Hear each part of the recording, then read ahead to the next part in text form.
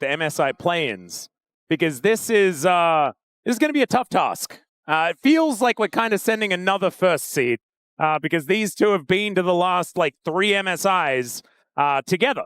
You know? Yeah, it certainly does feel that way. T1 end up on blue side again here with this choice here of Gen.G of the first pick.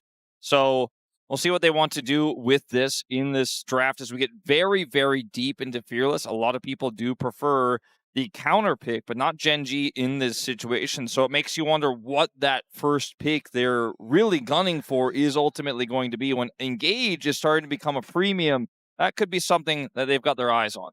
Well, Varus going to be taken away second here. The Rise is the notable ban that has not been taken just yet. And Gen.G, will they be banning that away? Do they want to get themselves a Karma? Or do they take away the Karma here and allow these Engage supports to sort of roam free at this stage? Interesting, some of the picks have been really high prio in the LCK regular season. Obviously, the patch has changed, but I was going to say, Caitlyn and Jarvan are picks that have been largely overlooked throughout this weekend and are coming in as these late bans. I was thinking maybe those were the sort of picks that Gen.G would opt to prioritize coming out of this draft, but not going to be the case. Karma, though, left available here for Gen.G to take if they want it. Ezreal up and available as well, and I think that it is somewhat dangerous to go for this. You can lock Karma and then get either Sivir or Ezreal, especially with the Jarvan banned away. That makes a bit of sense, and that's what they're going to go for here. But it is dangerous. We've seen Karma's really run into some issues when there's a champion that wants to roam over the other side of the rift. Now imagine if T1 were able to get Misfortune Nautilus and then on 3 get Jarvan or any variation of that. The Jarvan's banned. I think that's why Gen.G predicted this was going to happen. If the Rise ban goes through, they get the Karma, they don't have to worry about the Jarvan. But we'll see what gets picked here for T1, because if you go for that Misfortune, it creates a lot of other holes in your draft. And instead, we're seeing the Gnar with the Vayne fearlessly banned here, feeling like a great blind pick for Doran. Let's see what comes with this, as it looks like T1 are opting not for the bottom lane, but instead for the top half. Something that was banned in the previous draft was Oner's Nocturne, which is potentially on the cards. Not sure if they want to prioritize it here and now, but a potential option, and it looks like they will go for that. That's going to be the choice. This was a difficulty a couple of days ago, but we know that Oner is pretty phenomenal on this champion, regardless of one game's play. And let's see, Gen.G not going to have that Ezreal denied. They can go for the Karma Ezreal if they would like to, or they can focus on getting some counters out onto the map, as Karma can pair with a lot of different things that are still up and available. There's been a lot of weird stuff picked in the AD carry role, as Canyon thinking about the Xin Zhao. So Xin Zhao Karma, I think it's phenomenal combination. Yeah, it's just going to be the Xin Ezreal. You could have considered a Sivir, but you really don't have to right here with how much power there's already packed into this bottom duo. The response here is an interesting one, because if you go for your top side lock-in, it means that you can do something that's good with the Nocturne. But again, we've already talked about Faker's Aurora and how we don't expect him to play it. Maybe the Lissandra is an option here. Yeah, I was going to say that's a safer blind one, maybe. You have the bans afterwards, so you can kind of... And it's already so late and fearless that a lot of these mid laners have been trimmed away. So I think they can make sure that the solo laners have a good lane. We'll see how much priority they put towards Faker or Doran in terms of these bans. Yeah, few options, as Kiin has had a lot of things that he's liked to play into the Gnar. I'm kind of expecting that he probably wants to just play Renekton, like kind of everyone. But we've seen Twisted Fate in the top side of the map, and could be used as a flex pick as well for Gen.G if they would like to, although they will be locking in both of their champions at the same time, so things should be a little bit face up. Nautilus, I think, has to be banned by Gen.G here, as the Silas ban is great for the Gnar. Oh, that's such a good read, actually. Yeah. There's some amazing ults. It almost looks like you could see Ryu's reaction to that. Like, dang it. A little bit frustrated, but they were able to read that one. Nautilus feels so good with T1's draft, because I think Lulu as well is kind of absurd. Yeah, those two, because you can make a Lulu scaling lane there. Nautilus allows you to just chain the CC together. And ultimately, they'll ban Sivir instead, which is quite interesting. I think maybe scared of a Sivir Yuumi that we've seen sometimes that can sort of just survive the harassment, to sustain from the Yuumi, the spell shield, and scale up to be pretty monstrous with this team composition. They end up taking that away.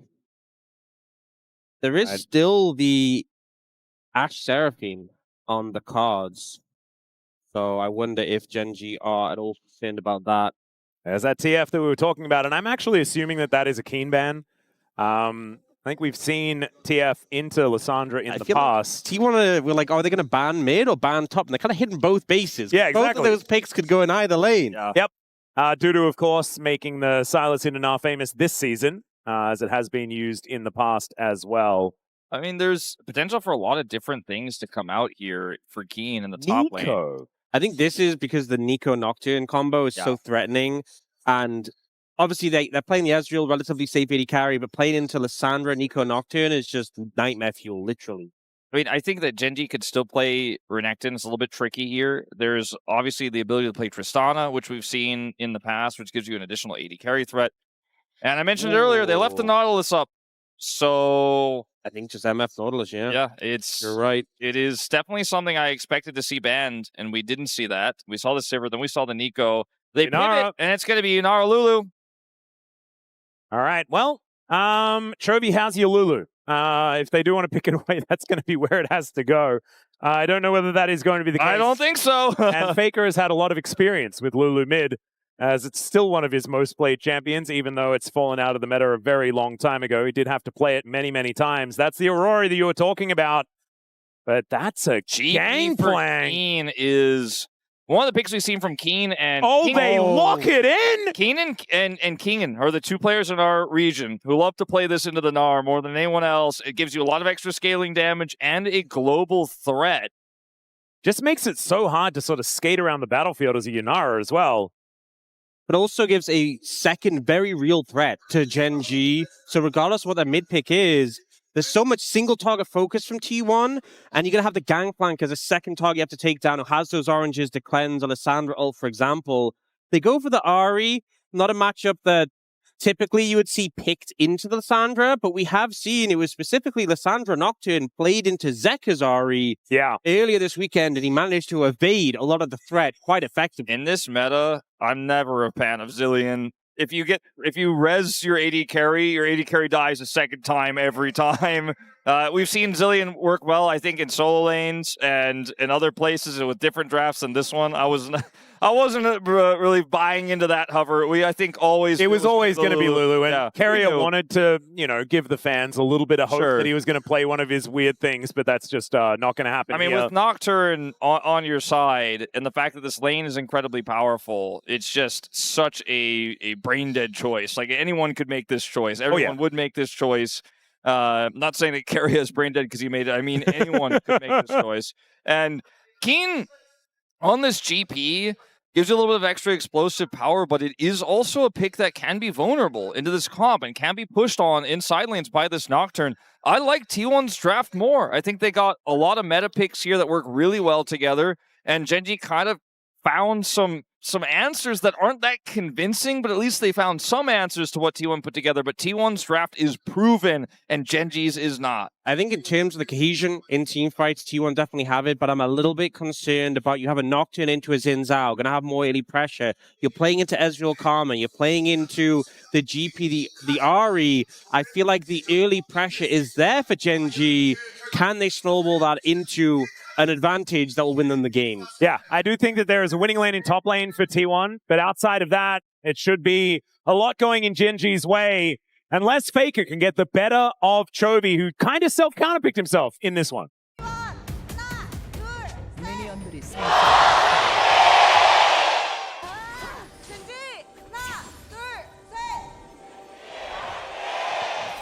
All right, here we are, ladies and gentlemen, onto the Rift for T1's match point. Gen.G, they can take us to silver scrapes with a victory here.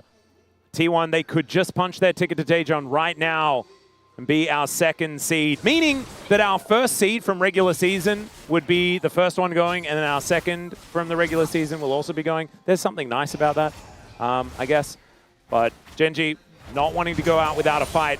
As now Canyon walking up towards Oner here, steals away the Raptor camp, gets level 2, and sends Oner packing. What did Ox just say? Early games in Zhao, going to feel pretty good into Nocturne. Yeah, completely cuts Oner out of this portion of his jungle, and Oner's going to immediately make his way up to match, but he's already behind in tempo quite significantly. And my concern right now isn't really for Oner. It's for T1's bot lane, who might end up getting pushed on the tower. They're cut off from their jungler. Could we end up seeing a potential level 3 dive come in? We've seen it before plenty of times this LCK season. Yeah, it certainly could happen. And they set it up with a level 1. They cleared the ward. They did everything right. They had all full information about what T1 was starting here, so they knew they could find and interact with the Nocturne and set up for that potential dive here. Level 2 reached for Ruler and Duro on the bottom side as they continue to stack this massive wave up. Oner is going to, like you say, be able to cross-map here and try to get something back, but he will not be here for any potential defense. It's still, you know, early game, it's still, you know, heal and barrier available for Peyz, so it looks like they're not going to opt for this, but did dare to wonder. Yeah, we've definitely seen some level 1s, some Ezreal Karma just completely blow out the lane, and I think the fact that Peyz and Keria are doing okay in the 2v2, even though they are being pressured, does mean that we're not going to see that early dive, but definitely a scary situation to be in with the prospect there. Yeah, you can see Kiin getting pushed in towards his top side. It's not fun in the early levels, absolutely, but can certainly get better as the game goes on. It's more about the scaling for the Gankplank rather than anything else, and the impact that your ultimate can have globally as this game goes on. As Keria going to get poked down here by Gen.G, and this has been afforded to them by Canyon. That one play around the Raptors gives them full bot lane control. Kiin just trying to bide his time here in the early parts of this matchup. Start to get a few more points in his abilities as... Nice job. Wow. They're going to connect there. Electrocute goes off for Chovy. And Faker not dead just yet, but is certainly under a lot of pressure here. As Chovy's sidestepping so many of these Qs very, very nicely as well. Canyon was ready to do something on that play, but instead he's just going to look to start these Raptors up and continue the jungle dominance. Oner has no smite. Yeah, so Canyon should be able to take this one if he would like to. There it is. Smite does come on through as the heal comes down. Polymorph is in. Canyon is going to do the walk maneuver. Greater heals there, the movement speed allowing Canyon to get away after stealing those Raptors, so he's feeling pretty good, and would you believe Oner going straight to Canyon's Raptors in return? Well, that'll do it. Should be able to take those ones down. Kiin is looking a little worse for wear, but he gets the cannon. So honestly, what more could you want? You know, it's interesting because there was definitely a resurgence of Gankplank when Death by a Touch came into the game. The trading power of that rune, really extreme on the back of the parlay, but obviously has been nerfed a good amount since it was released and now doing magic damage, but Kiin just opting for the grasp in this situation. Yeah, I do think that it works a lot better too when you're playing against a melee champion. And I think a lot of things do. Yeah. I do think that in this matchup here, you're not going to be getting that much grasp early, but Canyon's going to cover this top side and should be able to put Oner down here. Yeah, Oner really wanted to stop the back. He did do that. But Kiin is obviously able to teleport back in whenever he would like to. Gnar is going to be hit here by Doran, as that is a lot of damage onto Peyz. Mystic Shot's landing, but he's also able to turn it. Barrier, the flash, and Ruler's just dead!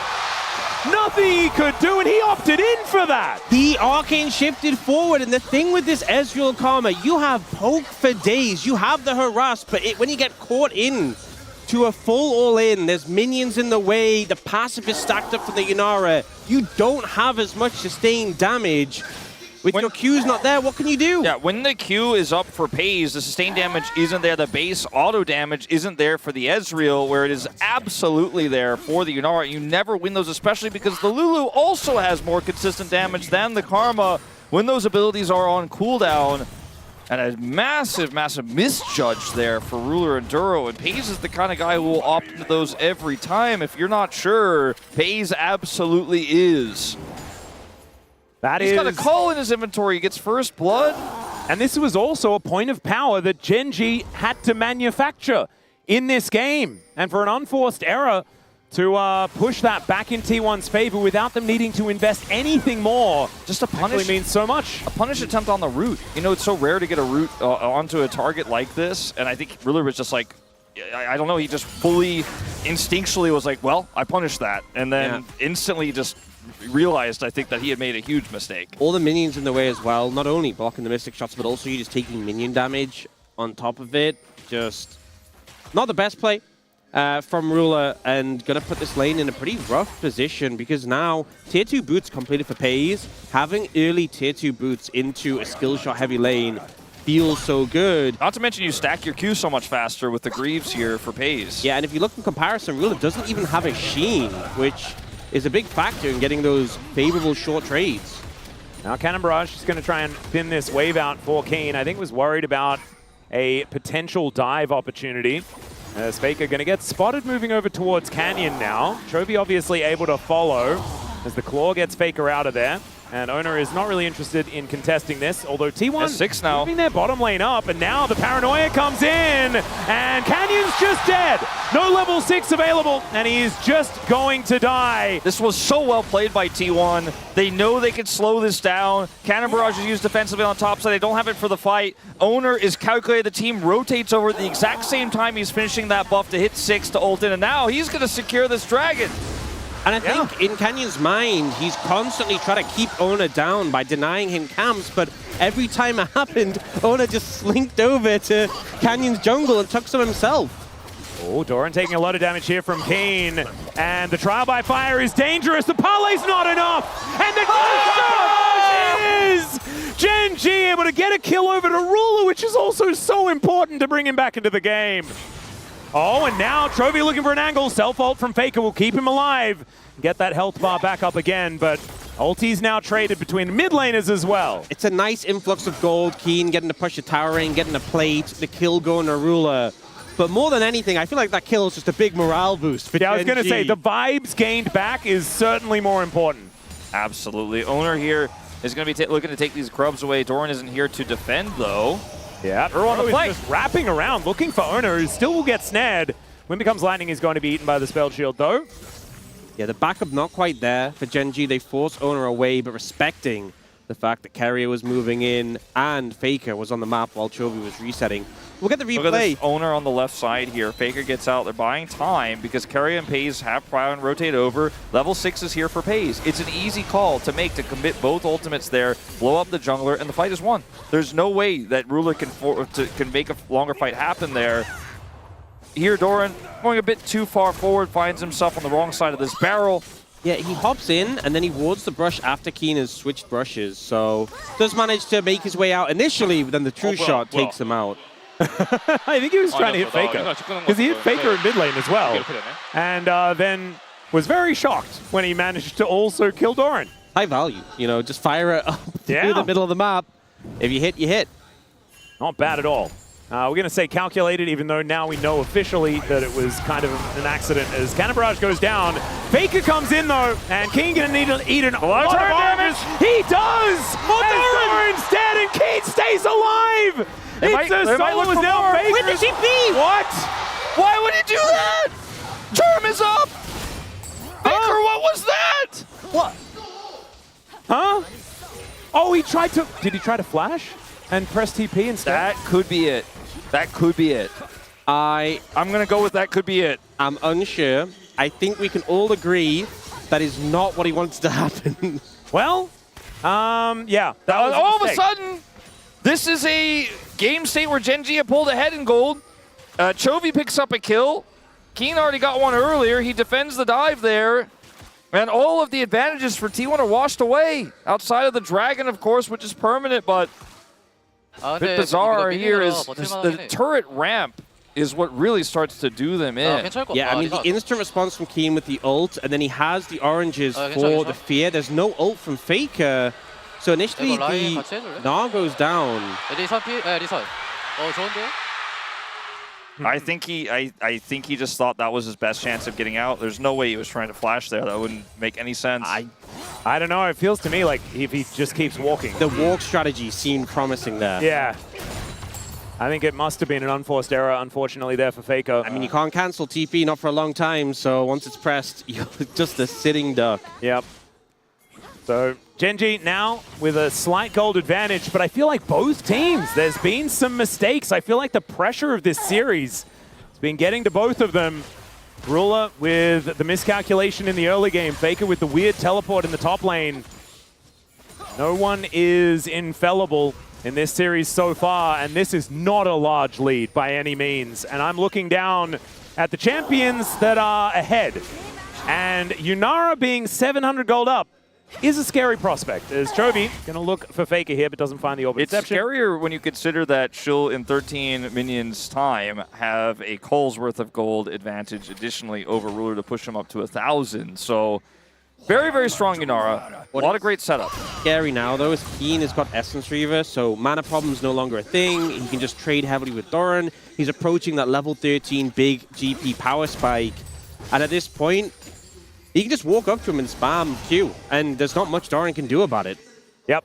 This is where the matchup sort of turns, and you're probably sitting at home. You're like, oh, well, why did he pick this? He's just been like, you know, getting pushed in lane over and over again. Well, this is why. As now Faker in a lot of trouble, takes the claw, gets to safety, and does have now a lot of his health bar missing. Yeah, you are Lissandra, so you're inherently somewhat safe with your ult and your claw, but he doesn't have TP, so having to back here is really going to hurt, especially with this dragon spawning right now. It looks like we're going to have maybe one dragon apiece here. See the back of Peyz right now as Canyon starts this dragon up, and Gen.G get a huge win here as Faker was concerned about Prio on the dragon, and he found out he didn't have it. Oh dear. This is not where you want to be backing, as Oner is on a ward and is therefore going to be interrupted. That is going to guarantee that this dragon goes over to Gen.G. As teleport back to the top lane from Doran, they are not interested in looking for that one. True Shot Barrage is not going to quite find the interruption there onto Peyz. And it is going to be a Ocean Soul. I kind of felt like that was what was going to happen. I believe the first two Drakes, yeah, Infernal and Hextech. So they're very cool ones. Hey, look at all the items that just came through that would have been nice to have. Yeah. For that dragon is the Hex Plate, the Kraken Slayer, and the Ardent Censer are all bought as the dragon is taken. We're kind of learning why they didn't decide to fight for that one. Yeah. The wallets were a little heavy, needed to get to the shops before they really wanted to make anything happen. Level 11 here for Doran, as Faker is able to get himself away from this outer turret in the bottom lane. And a bit of a park in mid lane. Ruler obviously wanting to hit that Manamune spike as soon as possible. And there will be a moment, even though the Ezreal is 1,000 gold behind, where he will be stronger than Peyz. And we'll see whether Gen.G can leverage that. Potentially. If he hits that 2 items and this lead is maintained, then yeah, that can be a point where you're stronger. But if Peyz pulls ahead further... Ah, yes. If he then kills all of Gen.G and buys an Infinity Edge, I would say that Peyz would be then ahead. You know what? I would agree.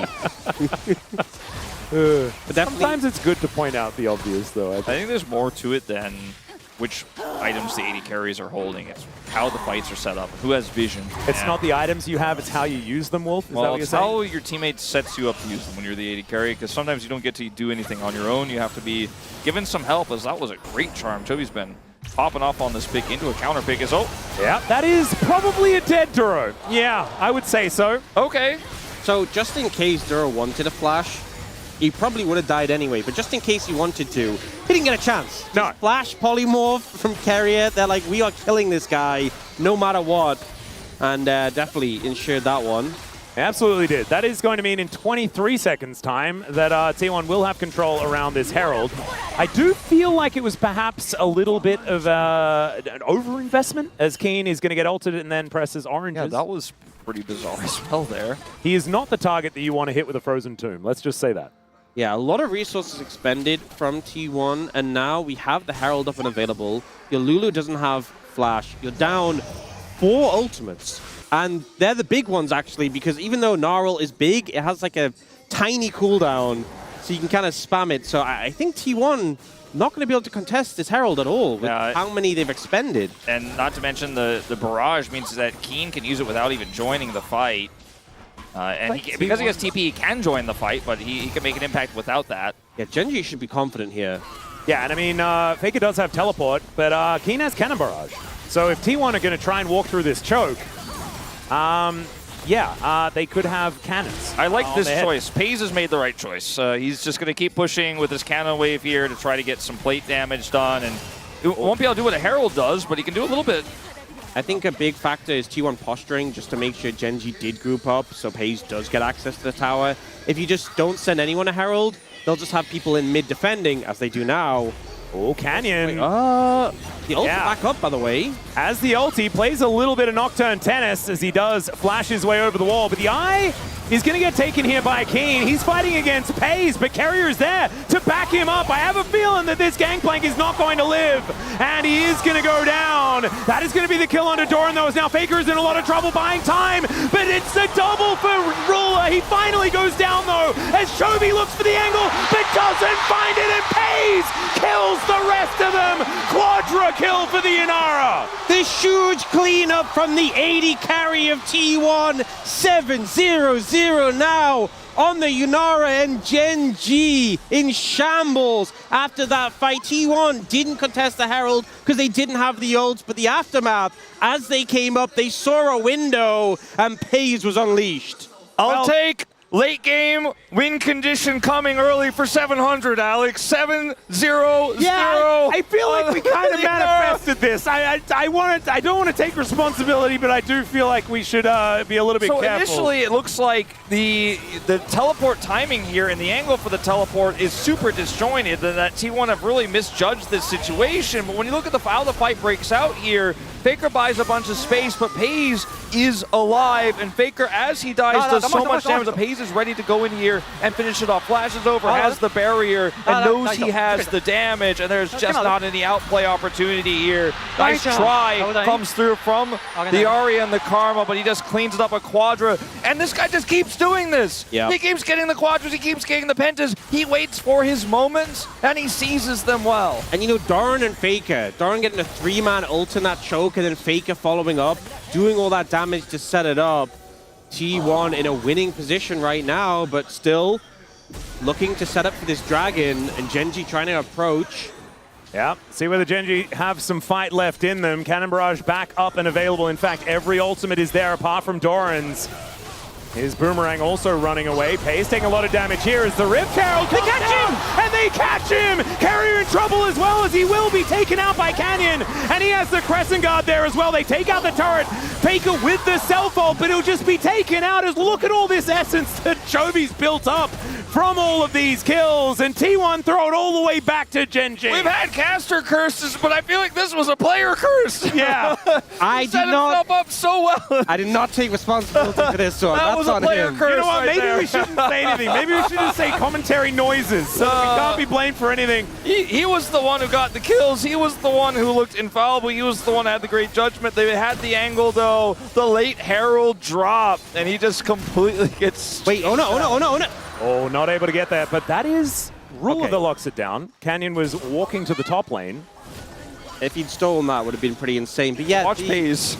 The thing is, he ults, but he got slowed going into it. So even with the dash, you can't get out. And then he was just already dead, basically before Chovy touched him, but he just finishes him off. The Essence Flux was on him when he got hit by the True Shot Barrage as well. Just everything was lining up. You know, when you get 7 kills on a Yunara this early in the game, it feels great, but there is a lot of responsibility on your shoulders. And I feel like Peyz maybe needed someone to say the Uncle Ben line to him. Yeah, with great power. Yeah. Comes a target on your back, and they got a lot of CC. Yep. And burst damage, as we saw there from Ruler. Well, Peyz is now, you know, he's going to learn from that one. He's still massively far ahead, but he's the only one on his team with an advantage. And once again, it's Chovy is massively far ahead, and so is Peyz. It's happened in the last 2 games at this stage. Last time around, though, it was T1 that were able to get the better of Gen.G. We'll see whether Gen.G can play it better this time to bring us to Silver Scrapes. Now they have that 3rd item for Peyz, because until he purchased it, it was like, I have a massive gold lead, but it doesn't necessarily mean anything right now until that item is exactly complete. What you were talking about has occurred, Ox, as well. Realist hit his 2 items, which normally feels great, but Peyz is on 3 because he got 4 kills in that earlier fight, so yeah, not very fair. So I will cancel talking about the 2 item spike. For the Ezreal this time around. It's one of my favorite things to talk about as well. I'm very sad. That's okay. Kiin going to be able to take down this outer turret in the bottom lane. Faker going to return the favor on the top side of the map. T1, a lot of Baron control right now. A lot of vision control on the entrance to the river. Quite tempting to start this one up with this 3-item Yunara, but instead they're going to set a trap. And Gen.G, like, don't take the bait at all. You say that. Great charm is going to connect as the wild growth from Keria. That play was absurd! That is illegal. You're not allowed to do that as Kiin turns up. And now the flash out. There's the Crescent Guard as Faker gets into the backline, finds the Frozen Tomb onto Kiin as the Gnar comes back, but Faker is already dead. Ruler standing his ground and Peyz taking matters into his own hands, but the barrel is just so big, and it's Ruler's turn to carry this time. Maybe I am allowed to talk about the item spikes because Ruler's could be a gonna build penta. a third as he picks up the triple. You best believe he was yelling penta, penta, penta, but now they're yelling Baron, Baron, Baron. They'll go for the Baron. A crazy play. It looks like Keria was caught, but he goes for possibly the most aggressive sick. Lulu play I've ever seen. Always thinking about the wild growth on the Nocturne, but here he turns it and flash self-ults. And then the double polymorphs Chovy after, so he can't ult away. Exactly, and Oner's there to follow. But then they chase a bit deep with Faker on the Lissandra looking for the triple root here. Everybody's dashing through this cannon barrage. So much damage comes down. And then Peyz again steps forward, gets greedy, gets caught here by the barrel, and Canyon collapses through, and there's just too much damage. Oner can't escape, and now Gen.G turned what was an incredible play from Keria into a winning trade and a Baron. My lord, this series is... And I kind of want to talk about something that you mentioned. I don't know whether you wanted to mention it on broadcast, Wolf, but you were like, this is the first phenomenal series that we've had, and it continues to deliver. Yeah, it's like, honestly, after the first great game we had, which was game 2, I was like, well, that was the first real game we had at this whole event. You were excited. You're like, I got my one game. I'm very happy. It's been a great And we season. got a series, right? And that's good. I could walk out of this one happy, but ooh. All right, Duro doesn't have flash, so he's very dead. It's just going to be taken out. That is going to take some of the wind out of the Gen.G sails, as this Rebel Baron power play was already not exactly powerful. So even though they will have him back up for that next dragon, he's the one who needs to be there setting up vision. So it does mean T1 can just push in and contest any of this vision in the dragon area. All right, 34 seconds. AD carries with massive advantages that they shouldn't ordinarily have. Like, I mean, not obviously the advantage is Peyz over his opposition, but both AD carries have more gold than this you're is the thing. supposed to have. They're you're looking at it accelerated. and you're like, oh, Peyz's lead isn't that big. He mustn't be that big. But that's because Ruler is now huge as well. Yeah, he has endless hunger at 23 minutes, which is not actually natural. Especially not when his opponent is 9-2. Yes. You'd think that perhaps Ruler would be a little bit further behind. That And it's a cool storyline we talked about earlier about how these players just constantly replaced each other on each other's teams, and the I don't want to say rivalry, but relationship that they have as a result of that, and probably pride that they have to want to try to defend their legacy against each other. It's very epic to see how this game has turned out, as this dragon will ultimately go over to Gen.G. It's soul point for Ocean Soul, which isn't the most exciting, but is certainly something. Yeah, even with the pick on a Duro, T1 just don't opt to prioritize it. Keep Faker up in the top lane. He didn't have TP when the dragon got started. It is up now, though. And Doran was down in the bot lane, although obviously pretty close to the dragon. So they'll just continue to buy time. The Red Bull Baron power play is 0.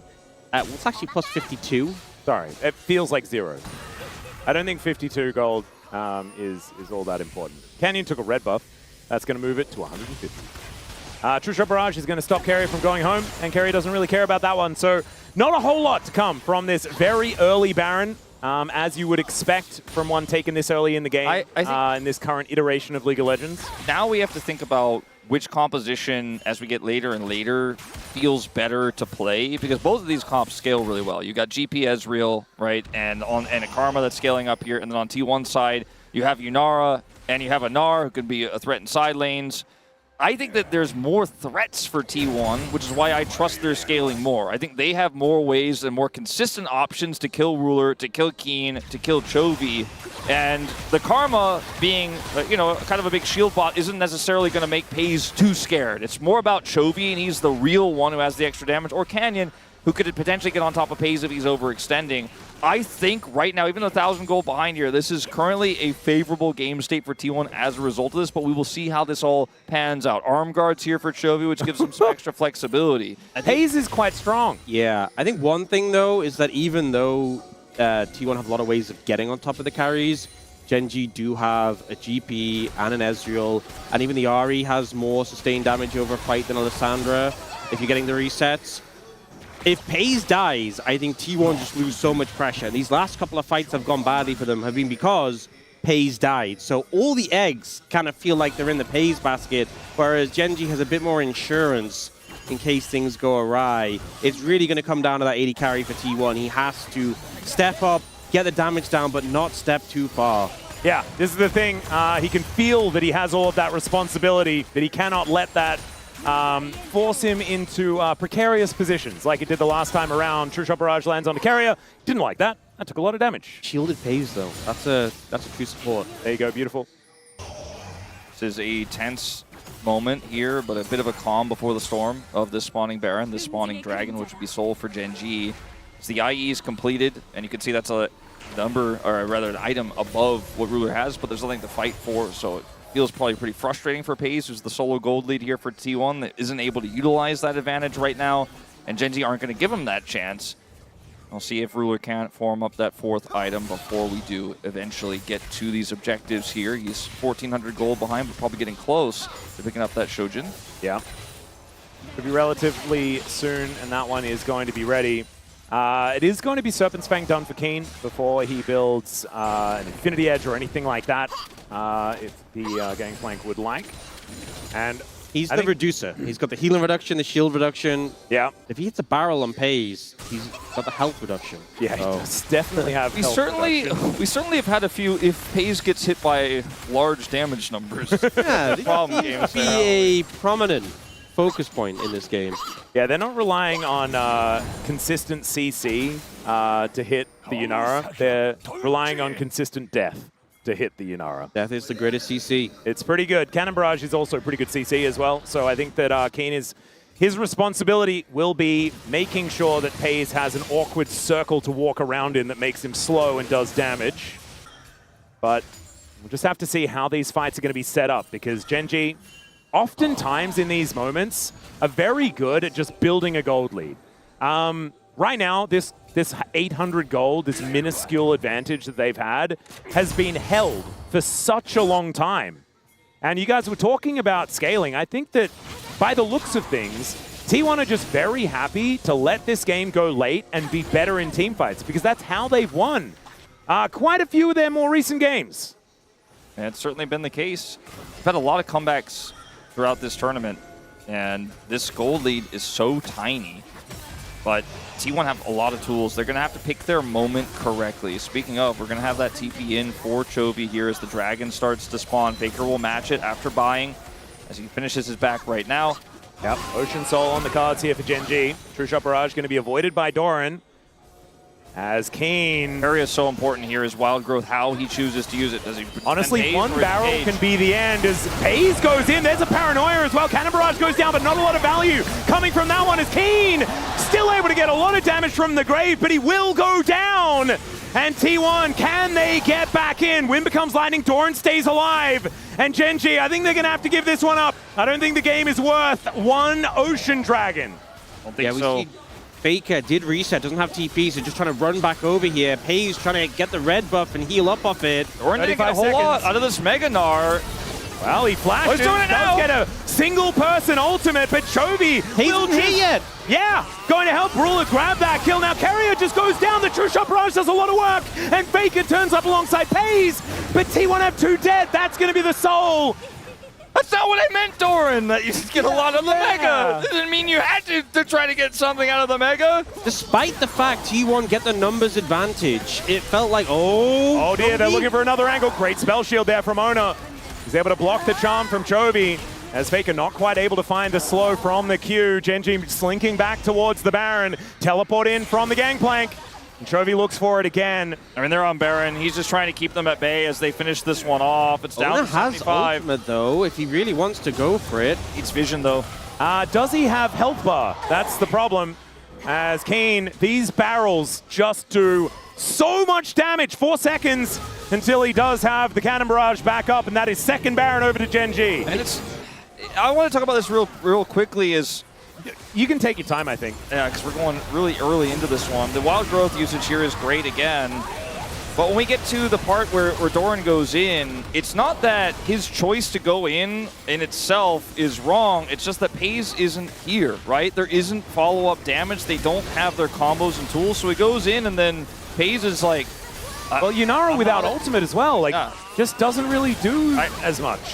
Over the wall. If everybody was together there and the targets were a little bit lower, sure. but it just felt super forced there. And Gen.G were already going to get the dragon if he doesn't do it, but then they get an extra kill. They turn it into a Baron, and this Baron looks like it's about to be way more relevant than the last. Well, they're looking for an angle here as Canyon just presses Crescent Guard. So that is going to be ultis traded for the junglers, but also Peyz, he pressed his R button. He's not going to have that for the next little while. And Gen.G, they take down the inner turret here on the top side in this Rebel Baron power play. This time around, it is looking like it's pretty charged up. As Faker able to take the claw to get himself to safety. They kind of wish that their inhibitor turret could have also taken the claw to get to safety because it's not looking very safe at all. Peyz still doing a lot of damage as Canyon in trouble. Faker is just dead. A charm from Chovy means he can't ult, he just goes down before he gets a chance. Oh my goodness, and this Cannon Barrage means that there's no ability to try and follow up on anything at all. The poke damage from Gen.G just kind of ridiculous. They're trying to end this game right now with the whittling down of these turrets. 3 cannon minions charged up. They just can't clear them. Yeah, Chovy! and the flash from Chovy not going to quite connect as they look for Peyz. He still almost dies. Ruler is Kiin, wanting to get the barrels down. Doran charges up that Mega Gnar. He throws the house around, but the base is now exposed. The Nexus will just be focused here by Gen.G. And cue the Silver Scrapes. We're going to 5. Such a tense game coming down those final moments. Faker tries to make the big play, tries to go in, and a charm shuts him down.